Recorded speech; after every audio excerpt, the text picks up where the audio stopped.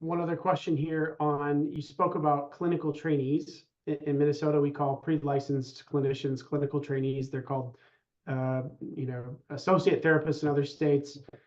Seeking clarification on pre-licensed therapists as contractors, because they require by their regulatory board clinical supervision for licensure and ethics purposes.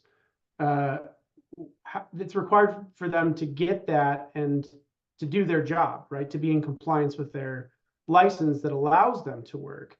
So how does this play into the labor change, the rule change here? Because sometimes clinical trainees pay for that out of pocket. I'm from an era where we all paid out of pocket for that service from supervisors. Now it's largely a part of contractors or employees' benefits or fringe benefits or part of their contract.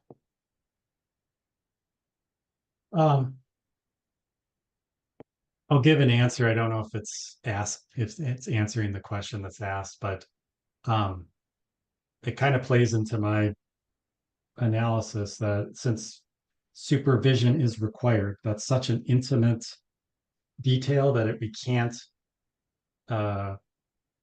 parse that into an independent contractor relationship. What you could do in light of the fact that they are benefiting from this big time is effectively just pay them minimum wage and or figure out a way that minimum wage, I'll say, is what I've seen most clients do there. There was another component, I feel like you said it at the second part of your question, wasn't there? I was lamenting how it used to be, that clinical trainees had to pay out of pocket for their own supervision, whether they were contractors or sometimes even employees in some situations.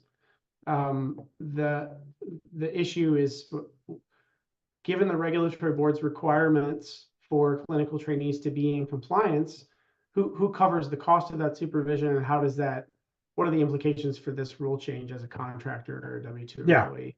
Because the employer service that's right. It seems like that's what you're saying, that the employer has to provide it in order for the person to work there.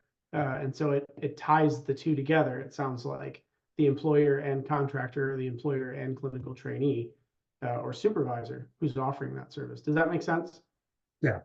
But let me just play the devil's advocate very quickly. A clinical trainee, or whatever the official term, usually we're billing for them, right? They're going and seeing patients, we're billing for it, and we're making a little bit of money, right? So the government is not going to be as empathetic, right? Knowing that you're, making money, and yes, they're benefiting from supervision, but I'll just play the quick devil's advocate there. Now, I would hope that it would be enough money that it covers the cost of employing them, right? And maybe you're playing the game for a long-term relationship where they're going to be a first-year associate right out of school.